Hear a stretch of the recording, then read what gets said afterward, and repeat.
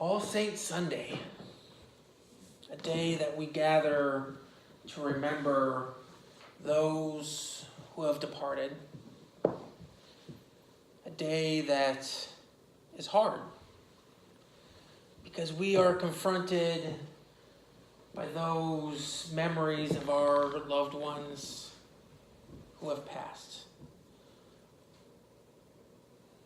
And it's a day that I don't relish preaching. It's a day where I know many of you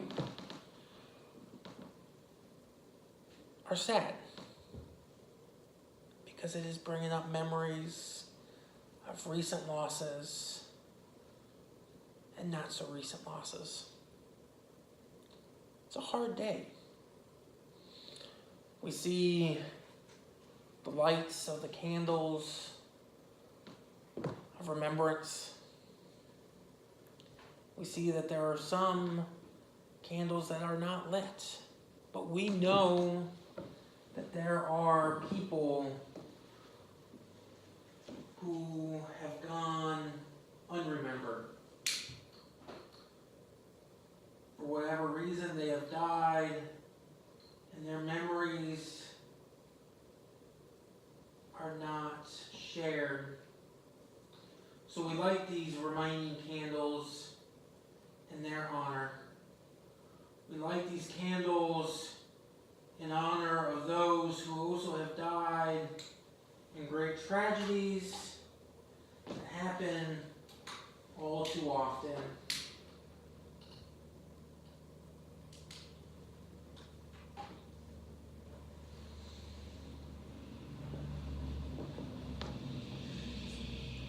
And yet we have this gospel reading about Jesus calling a dead man out of a tomb. And if we're going to be honest, part of us really wishes Jesus would do that, or would have done that, at least for some of our departed loved ones. And we ask ourselves, well, Jesus did it once. Why can't Jesus do it again? Why can't Jesus bring my loved one back from the grave to be with me so I don't have to live life without them? And that's a perfectly natural question to ask. I ask that about loved ones, about friends who have gone. And it's a struggle. Grief is a struggle. Remembering those that have passed is a struggle. We all have them. But yet in our society, we don't often want to take the time to mourn.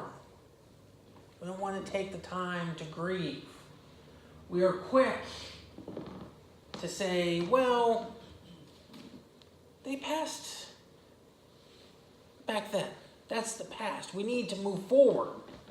We need to live into memory. We need to celebrate life. We don't want to be stuck in what some call the pit of grief. We want to crawl out of the pit and celebrate.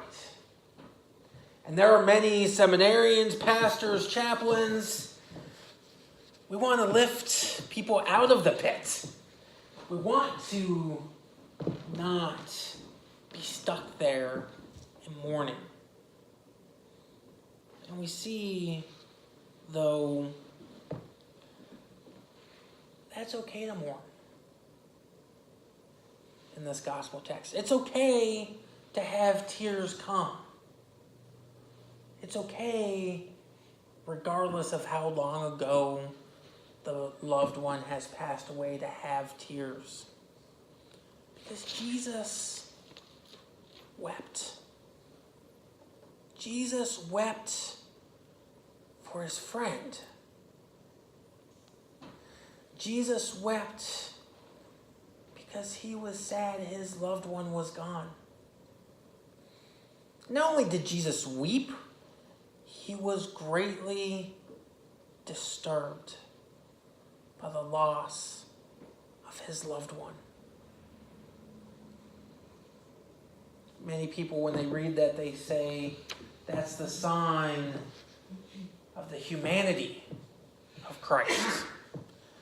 But I like to think, no, it's a sign of the divine nature of Christ, of God made flesh. I think God weeps too. God weeps when someone dies, because I think God also recognizes that we weep. And God is with us in that sorrow. God is with us in those dark times. And that's why God weeps. That's why Jesus weeps. God does not come along and say, buck up, move on, dry the tears. It's time to face life and continue forward, which we must eventually do.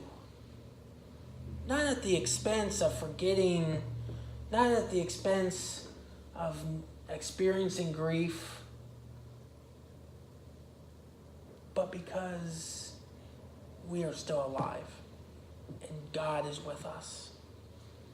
Yes, we are reminded continually of the promise of resurrection, of the promise of eternal life, that when we die, when our loved ones die, they enter into God's kingdom. And that is a sermon I preached just this past week. And that is true. That continues to remain true. And we should take comfort in that.